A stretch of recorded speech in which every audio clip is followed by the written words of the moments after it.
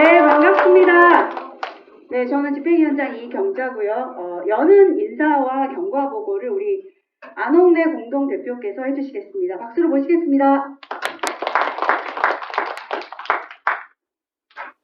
안녕하세요. 핵제철이 실험저지 30km 연대 공동대표를 맡고 있는 안홍래입니다. 아침 일찍 서둘러서 준비하고 오신 참석자분들께 깊은 감사를 드리고요.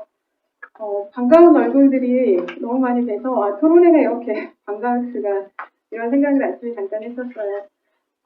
저희 핵제철이 실험전이 30km 안 되는 2015년도에 유성구의 주민발의로 조례를 만드는 활동으로 시작을 했습니다. 그러니까 핵발전소가 있는 지역에는 민간환경 감시기구가 있어서 주민들이 스스로 방사능 안전을 확보할 수 있는데, 대전은 원자력 연구원에 한월호 원자로가 있는데도 그런 시설이 없어서 주민들의 힘으로 법적인 근거를 만들어서 우리의 안전을 우리가 확보하자, 이런 취지로 조례 운동을 했고요. 우여곡절 끝에 조례를 이제 만들고 나니까 조직의 이름을 유성 핵안전 시민대책본부로 만들고 이제 사례부로 저희의 활동의 방향을 전환했습니다. 그러다가 이제 핵재처리 실험이 한국원자력연구원에서 있다는 걸 알게 되고, 저희 조직의 이름을 핵재처리 실험저지 30km 연대로 2017년 1월에 이름을 바꾸고 지금까지 활동을 이어오고 있습니다.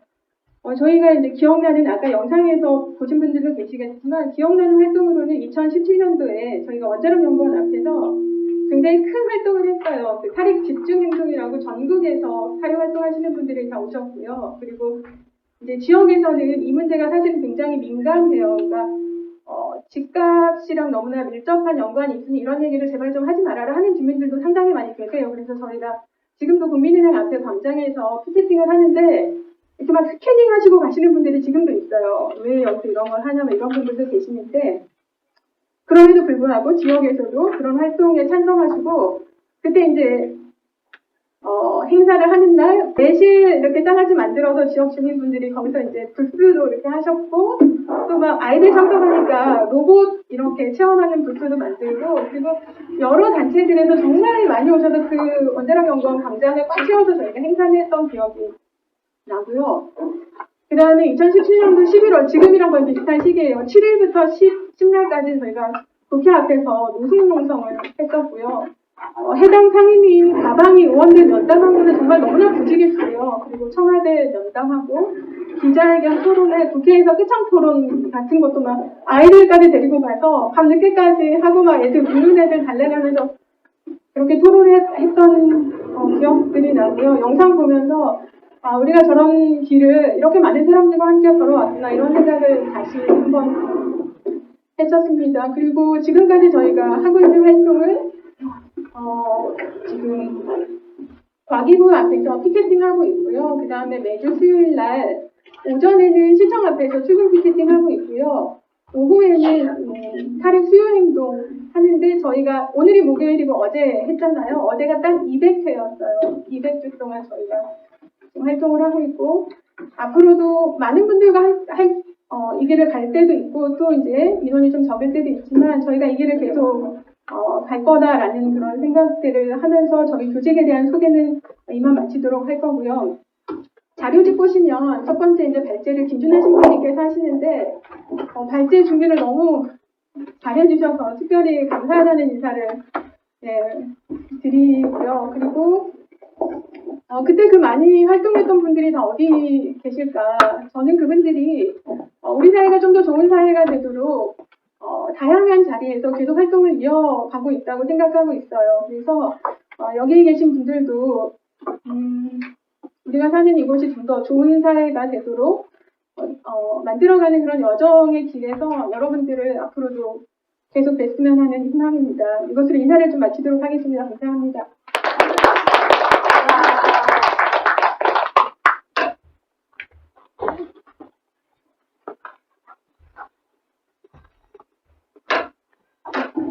네, 그러면 오늘 약간 쉬지 않고 그냥 바로 진행하는 걸로 하겠습니다. 2부 토론회를 맡아서 진행해 주실 분이 대전중남 녹색연합 문성호 대표님이십니다. 네, 문성호 대표님 모시겠습니다.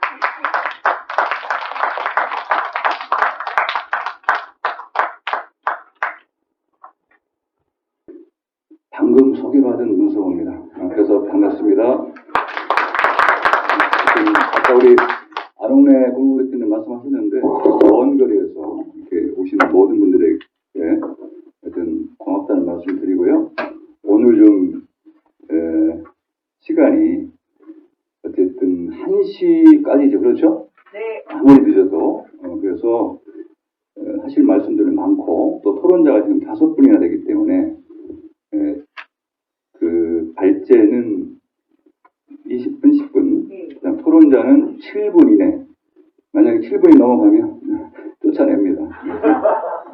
그래서 가급적이면 반복되지 않는 말씀으로 다들 뭐 잘 하실 거라고 믿고요. 진행하도록 하겠습니다. 그러면 제일 먼저 우리 자료에 있는 것처럼 첫 번째 발제는 우리 김준환 신부님 모시고 핵 개처리 실험의 역사적 맥락과 의미에 대해서 한번 듣도록 하겠습니다.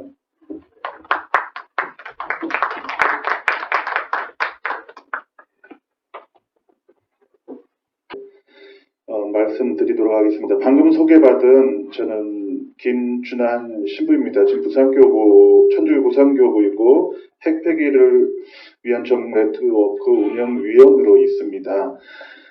제가 하고 싶은 얘기는 발제문에 다 적어놨기 때문에 뭐 그냥 봐주시면 될 것 같습니다. 가능한 내용들은 서면으로 낸 내용을 그대로 보시면 될 것 같습니다. 대전과의 인연이 생각해보니까 언제 와봤지 하니까 첫 번째가 2015년에 조례제정운동본부 그 시절에 오고 그 인연이 어떻게 중간중간 연결돼서 지금까지 이르게 된 것 같습니다. 저는 전문가가 아니고 이 파일 프로세싱에 관련돼서 이런 발제를 할 깜냥이 안 되지만 뭐 이렇게 좀 저에게 기회를 주셔서 부족하지만 준비해봤습니다. 저에게 주신 제목이 핵 재처리 실험의 역사적 맥락과 의미라는 주제로 이렇게 주어졌습니다. 내용 뭐 중간중간 넘어가도록 하겠는데 저는 이렇게 좀 준비를 해봤습니다. 혹시나 이 재처리 실험에 대한 우리의 반대 운동이 마치 한국원자력연구원과 대전 시민 사이에 벌어지는 지역적인 의제 정도로 취급되어서는 안 되겠다. 재처리 실험 자체가 역사적 맥락에서 두고 보더라도 오래된 역사를 가지고 있고 핵 발전, 핵 무기 개발에서부터 연계되었다고 친다고 하면 마치 이게 한 연구소가 소재하고 있는 지역의 주민 사이의 문제로 취급되어서는 안 되고, 이거는 뭐 핵산업 자체가 모든 것이 정부가 주도하는 사업이죠. 우리 민간이 없죠. 정부 주도 사업이기 때문에 이 문제에 대해서 우리가 새롭게 볼 필요가 있겠다는 생각을 했습니다.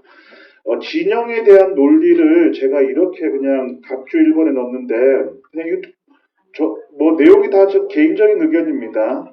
이 원자력 진흥 세력과 반행운동 세력으로 이렇게 조금 나눠봤습니다.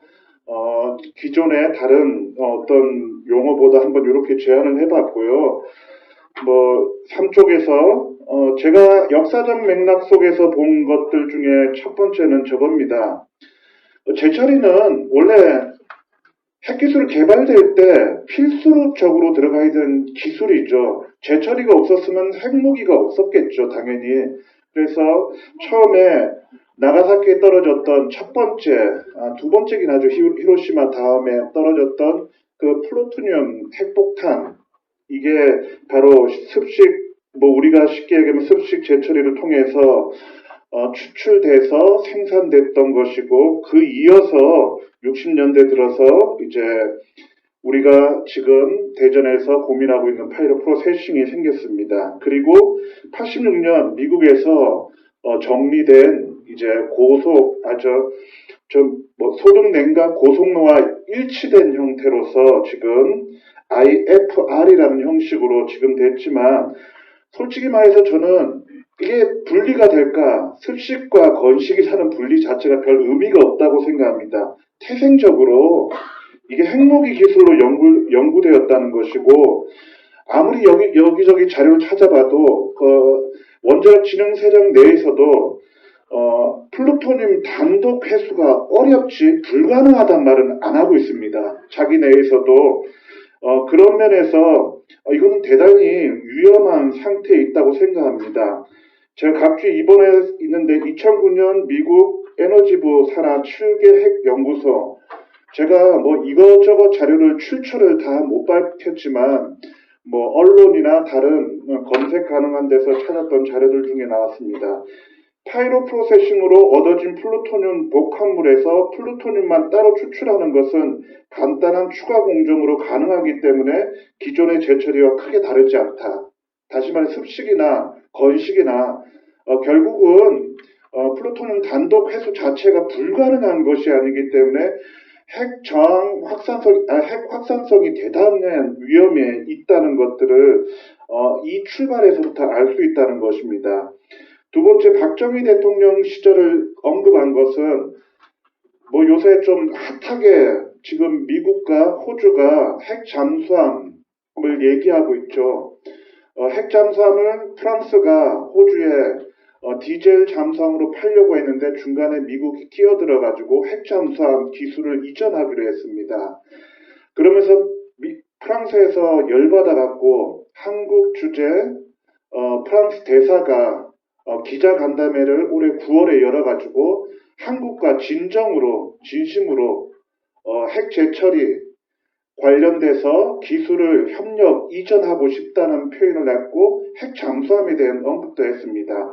이 출발점이 한국과 프랑스의 핵 기술과 관련된 출발점이 박정희 때 재처리 기술을 들어오기로 프랑스하고 가계약과 본계약까지 다 협약했다가 주한미군 철순이 미국의 간섭에 의해서 공식 폐기됐던 역사가 있었죠. 그때만 하더라도 뭐 월성의 중수로라든지 재처리 공장이라든지 이 모든 것들이 결국은 핵무기를 만들기 위해서 우리가 도입됐던 것이고 재처리에 대한 언급이 지금 프랑스가 바로 팔겠다는 것은 아니겠지만 미국과의 갈등 속에서 뭔가 이렇게 건네는 얘기겠지만은 재처리는 이미 오래됐던 것입니다.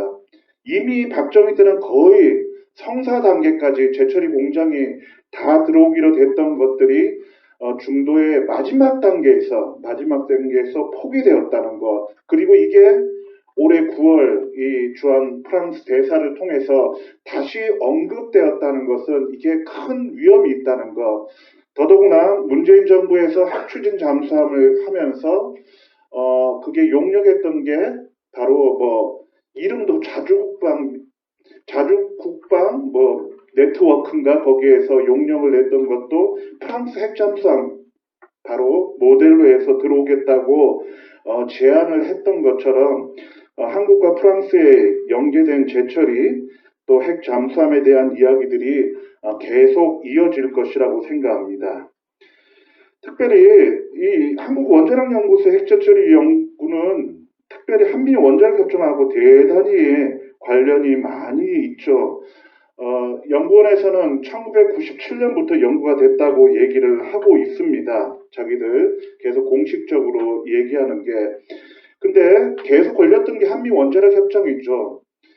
그래서 이게 2010년부터 이제 재개정 작업을 한미 원자력 협정 재개정 작업을 했는데 1차 협상 테이블에서 바로 중단이 됐습니다. 이유는 파이로 프로세싱 해달라고. 근데 미국은 안 된다고 하면서 결렬이 됐다가 미국에서 우리를 달래는 수가 그러면 10년 연구하고 검증한 다음에 줄지 안 줄지 결정하자 했던 게 바로 올해 나왔던 그 보고서 내용입니다. 그만큼 한미 원자력 협정이 처음부터 개정이 그렇게 오랫동안 개정 못하고 40년 넘게 그대로 유지되고 또 그걸 못하면서 더 연기됐던 이유 중에 하나가 이 파이로 프로세싱 때문입니다.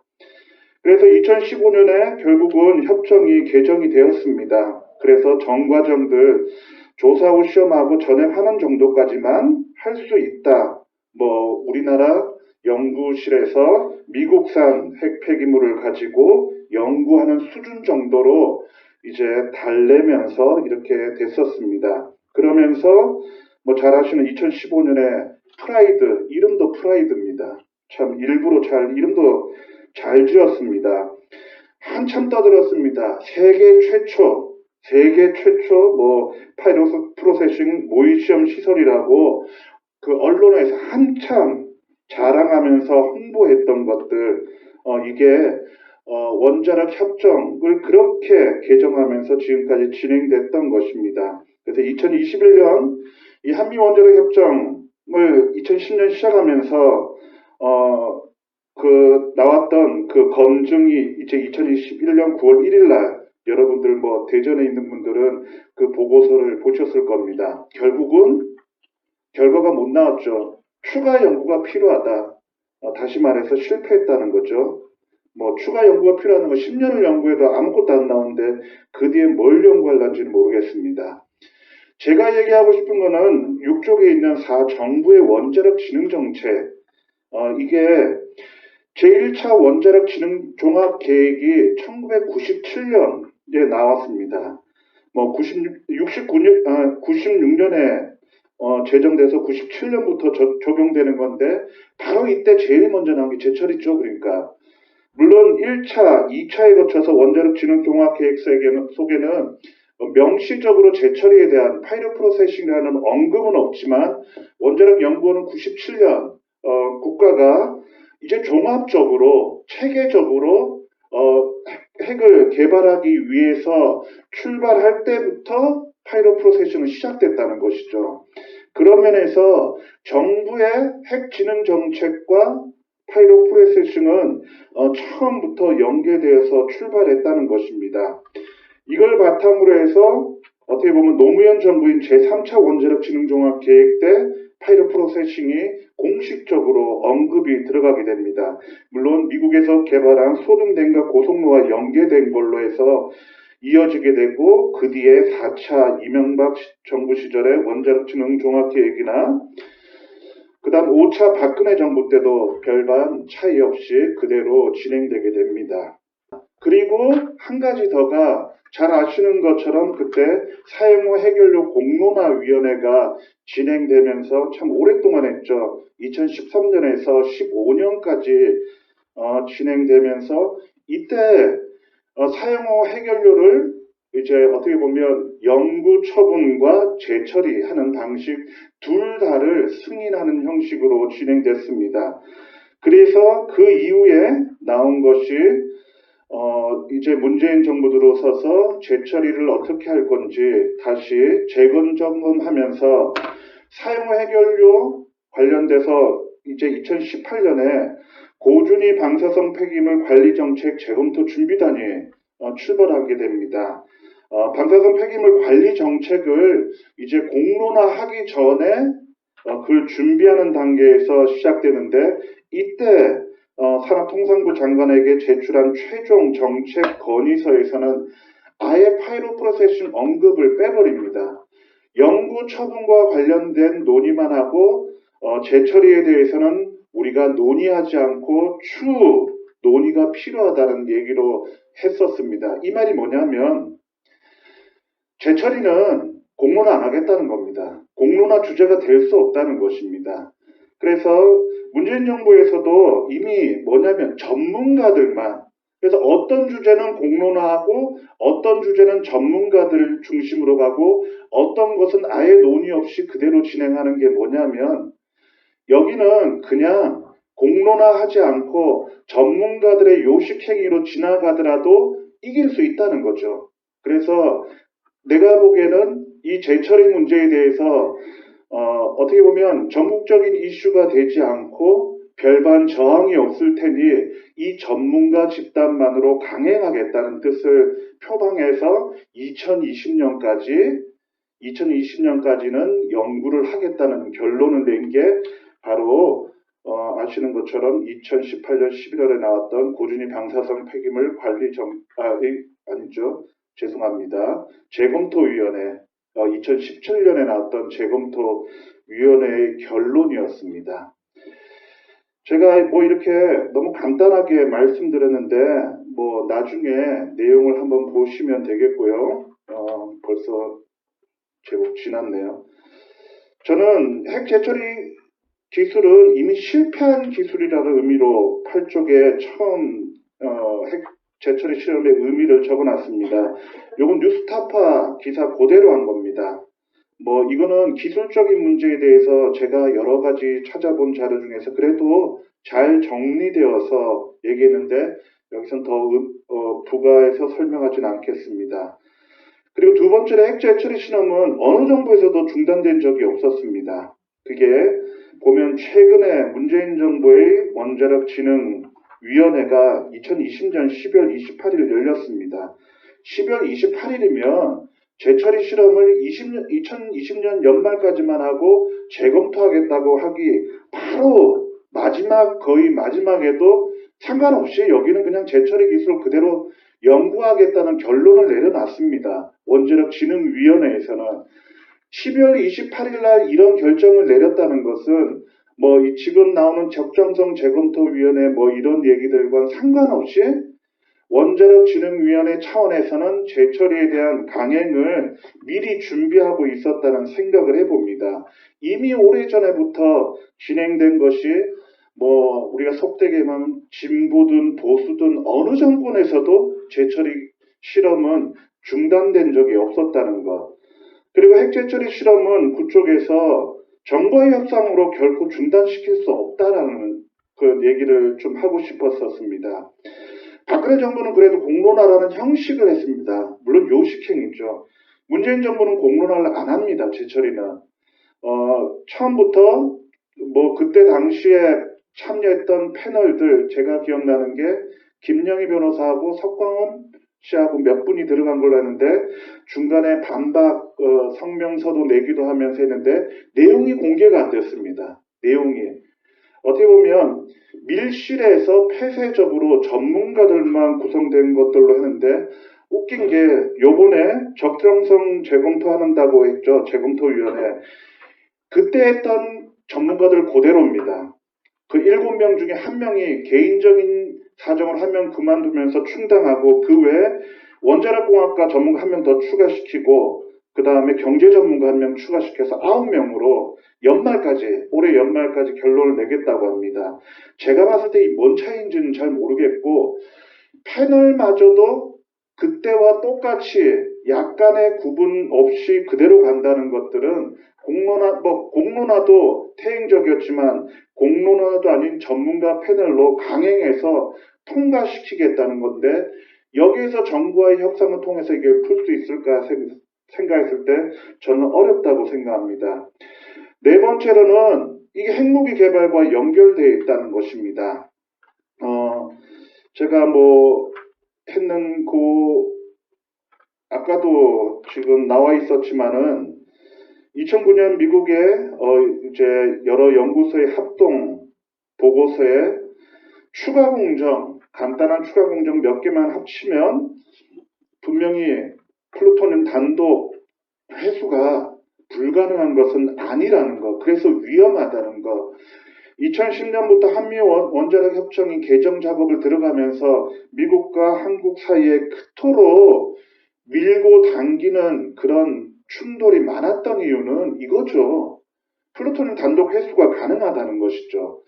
개인적으로 저는 이게 소등 냉각 고속로가 기술적으로 아직 이거는 뭐 불가능하든지 아니면 거의 더 이상 어렵다고 하더라도 상관없다고 생각합니다. 파이로 프로세싱만 통과하면 플루토늄은 추출하니까 그걸 이제 그 상태로만으로도 언제든지 핵무기로 전환할 수 있기 때문에 정부 입장에서 핵을 추진하는 입장에서는 이게 반쪽짜리 사업이다. 왜냐하면 소등, 냉각, 고속로가 안 되기 때문에 그렇다 하더라도 상관없다고 생각이 듭니다. 아마 그들은 그래 생각하지 않을까? 파이로만 해놓으면 되지. 그리고 나중에 그 이후의 작업을 해도 된다는 생각을 하고 있을 거라고 생각합니다. 그런 면에서 핵무기와 개발과 연계성을 끊임없이 우리가 생각해 봐야 된다고 생각합니다. 그래서 제가 결론을 내린 거는 이게 이 파이로는 이 원자력 진흥 정책의 종합계획 첫 해부터 같이 했던 사업입니다. 그런 면에서 원자력 진흥 정책의 폐기 없이는 핵 재처리 실험을 막을 수 없다고 얘기를 했는데 제가 처음에 들었던 얘기가 72년 박정희 대통령이 국방대학원 졸업식에서 얘기한 건데 이 말은 저겁니다. 핵무기 개발을 암시하는 말이었습니다. 핵을 개발하겠다. 핵무기를 반드시 만들어내겠다는 목적으로 했는데 여기서 나온 게 자주국방입니다. 문재인 정부 들어서 계속 나온 게 자주국방입니다. 자주국방 차원에서 경항공모함과 핵 잠수함을 만들겠다는 것들 그리고 뭐 이런 것들 자체가 계속 나오는 걸 봤을 때 저는 파이로 프로세싱이 그쪽으로 연계될 위험들이 대단히 많다는 거 그리고 스마트 뭐 원전 이게 다 뭐 핵 잠수함하고 다 연결된 거죠. 핵 잠수함에서 왔고 스마트 고쳐가지고 다시 핵 잠수함용 원자로로 만들겠다는 계획이 해군의 계획이고 정부의 계획인 것이죠. 그리고 결국은 그게 핵 추진 잠수함만으로 그치지 않고 핵 무장 잠수함으로 가기 위해서는 어떻게 보면 파이로를 통해서 플루토늄을 추출하고 핵탄두를 장착한 핵무기가 그 핵 잠수함에 탑재되지 않는다는 보장은 없다고 생각합니다. 그런 면에서 원자력 진흥 정책이라는 기본적인 것들에 대한 전반적인 우리가 검토와 반대 작업이 이루어져야지만이 파이로를 막을 수 있지 않을까. 올해가 바로 6차 원자력 진흥 종합계획 이제 수립이 되는 해입니다. 내년부터 이제 5년 동안 이제 적용되는 원자력 진흥 종합계획을 앞두고 있습니다. 아마 올해 말이나 내년 초쯤 되면 이 계획이 수립될 것이라고 생각됩니다. 그런 면에서 이것을 막아내는 운동이 필요하다는 생각이 들고요. 두 번째는 경주입니다.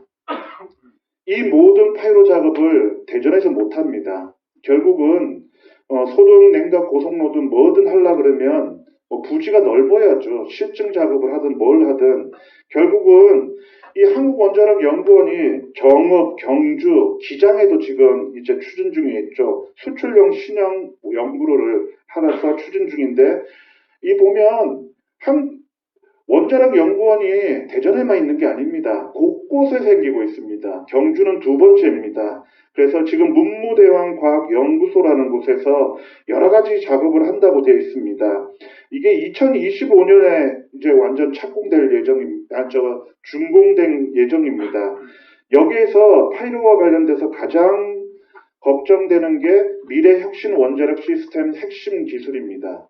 요런 말로 원자력 진흥 종합계획 속에서 계속해서 나왔던 이 표현인데 여기에 파이로가 다 들어가 있는 것으로 알고 있습니다. 그런 면에서 대전에 지금까지 참 잘 싸워 오셨지만 정말 파이로를 막고자 하는 우리의 결의가 명확하다면 이게 대전만의 문제가 아니라는 거죠. 경주만의 또 문제만은 아니고 특별히 이제 경주에서 지어지는 제2원자력연구원을 우리가 주목하고 운동을 전국적으로 확대하는 게 필요하지 않을까 싶습니다.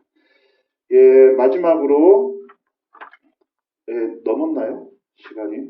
마지막은 제가 파이로와 뭐 간접적으로 영향된다고 생각할 수도 있지만은 지속적인 반핵 운동을 위해서 제 나름대로 정리한 내용을 이제 마지막에 적어놨습니다. 여러분들이 한번 참조해 주시면 고맙겠습니다. 감사합니다.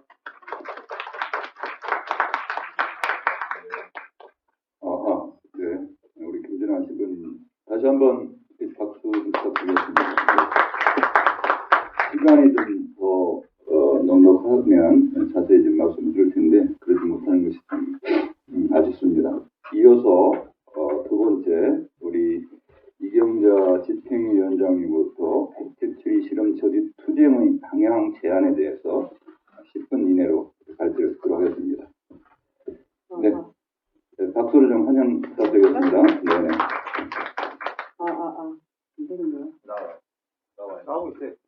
있으십니까? 네, 반갑습니다. 제목이 거창한데요. 쓰다 보니까 안 거창해졌습니다.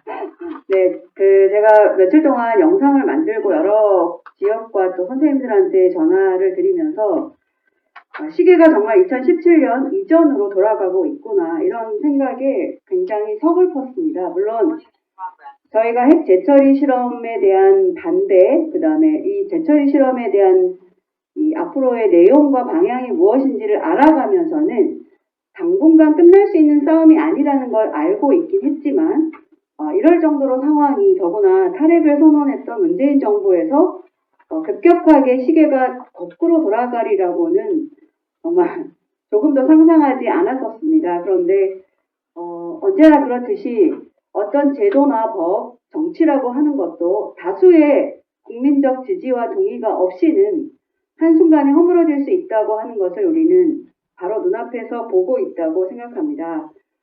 이미 이제 여러 차례 자료나 기사를 통해서 핵 재처리 실험이 현재가 어디까지 와 있는지는 알고 계시니까 저는 그 문제는 더 이상 언급하지 않겠고요. 일단 과학기술정보통신부는 적정성 검토위원회에서 저희에게 공개하지 않은 한미공동연구 보고서를 바탕으로 기술적 검토를 거쳐서 권고안을 연내해낸다. 그리고 그 권고안을 가지고 원자력진흥위원회에서 다룰 것이다. 그리고 내년도 예산안은 아직 반영되지 않았으니까 크게 염려할 일은 없지만 중간에 예산안이 확정되기 전에 예산이 또 이런저런 여러 가지 방식으로 상정되는 경우가 있으니까 그렇게 알라라고 하는 것이 제가 최종적으로 들었던 과기부 담당자의 답변이었습니다.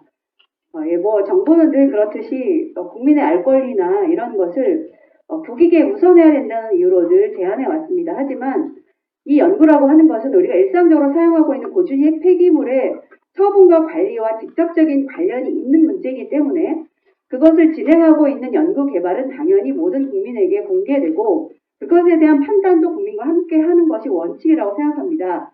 그런 점에서 문재인 정부는 말을 어떻게 하든지 간에 이 중차대한 사안에 대한 태도를 통해서 우리가 탈핵의 의지가 또 없다 이런 걸 확인할 수 있을 거라고 생각합니다. 정책적인 비난뿐만 아니라요.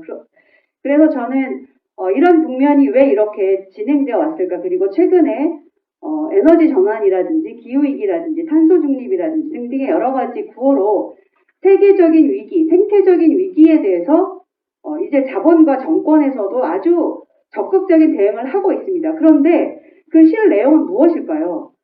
우리가 이 상황이 이렇게 초래되게 된 이유는 투발루가 가라앉고 있는 핵심의 이유는 성장을 제일 중요한 가치로 여기는 자본주의적 발전 그것에 근거한 권력의 힘과 자본의 이유 때문이라고 생각해왔고 그것을 늘 주장해왔습니다. 따라서 에너지의 문제나 핵발전소의 문제 혹은 핵무기의 문제 역시 우리가 여전히 이렇게 성장을 제일 중요한 가치로 하는 담론 속에서 이런 상황 속에서 어떤 재생에너지든 다른 신재생에너지든 이렇게 전환한다고 이 문제가 해결될 수 있을 것인가? 아니면 또 다른 에너지 과잉을 부추기는 자본의 새로운 시장이 될 것인가? 하는 아주 중차대한 문제이고 근본적인 질문이라고 생각합니다. 이런 질문에 근거해 봤을 때 현재의 방향과 문재인 정부가 주장하는 혹은 일부 에너지 문제와 관련해서 이야기하고 계신 분들의 입장이라는 것 역시 사실은 핵진흥 정책과 같이 가는 결과를 낳을 수밖에 없다. 저는 그렇게 생각하고요. 상황이 이렇게 된 데는 재처리 실험을 저희가 반대하는 싸움을 할 때 맨 처음에 안전성 문제 혹은 기술적인 난제를 가지고 접근했던 것이 큰 오류가 있었던 것은 아닐까 이런 생각을 저는 개인적으로 해보게 됐습니다. 핵의 문제는 에너지만의 문제도 아니고 안전성만의 문제도 아닙니다.